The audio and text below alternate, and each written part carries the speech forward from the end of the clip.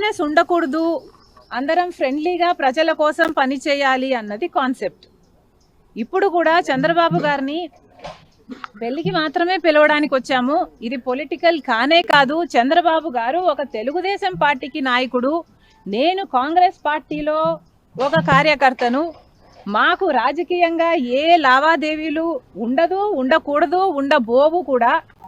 రాజశేఖర రెడ్డి గారు కూడా తన సొంత పిల్లల పెళ్లిలకు కూడా చంద్రబాబు గారిని ఇన్వైట్ చేయడం జరిగింది. చంద్రబాబు గారు కూడా రావటం జరిగింది, మమ్మల్ని ఆశీర్వదించడం జరిగింది. ఇదేమీ వింత కాదు, విచిత్రం కాదు. సో దీన్ని ఒక ఫ్రెండ్లీ ఎన్వైరన్మెంట్ లో చూస్తే అందరికీ తెలంగాణ రాజకీయాల్లో షర్మిల పాత్ర ఉండబోదా? కాంగ్రెస్ పార్టీలో మనం పెట్టుకున్న తర్వాత కాంగ్రెస్ పార్టీ ఏ బాధ్యతలు అప్పగించినా ఆ బాధ్యతలు నేను నమ్మకంగా చేస్తానని ఆ రోజు చెప్పాను, ఈ రోజు చెప్తున్నాను.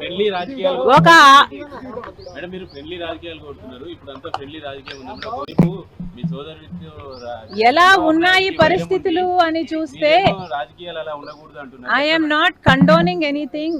ఇలా ఉన్నాయి రాజకీయాలు అని నేను మీకు చెప్పనవసరం లేదు, మీ అందరూ కూడా చూస్తున్నారు. కానీ ఫ్రెండ్లీగా ఉండాలి. మనం అందరము కూడా ప్రజల కోసం ఉన్నాం. ఏ వేదిక అన్నది ప్రజలకు తెలుసు. ఏ ప్లాట్ఫామ్ని మనం ఎంచుకున్నా, ఏ పార్టీని మనం ఎంచుకున్నా ఉన్నది మాత్రం ప్రజల కోసం. సో ప్రజల కోసం నమ్మకంగా పనిచేద్దాం. పార్టీలు ఉన్నది, లీడర్లు ఉన్నది ప్రజల కోసం, స్వార్థం కోసం కాదు అన్నది నా అభిప్రాయం.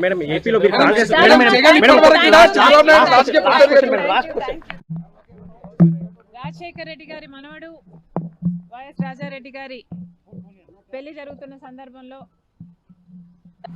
చాలా మంది ఇన్వైట్ చేస్తున్నాం రాజకీయ నాయకుల్ని. అందులో భాగంగానే చంద్రబాబు గారిని కూడా పెళ్లికొచ్చి వాళ్ళని ఆశీర్వదించాలని కోరడం జరిగింది. చాలాసేపు రాజశేఖర రెడ్డి గారి గురించి, వాళ్ళ ఫ్రెండ్షిప్ గురించి, వాళ్ళ రాజకీయ ఇనిషియల్ ప్రస్థానంలో జరిగిన విషయాల గురించి అన్నీ గుర్తు చేసుకున్నారు, మాకు గుర్తు చేశారు. చాలాసేపు మాట్లాడడం చాలా సంతోషం అనిపించింది.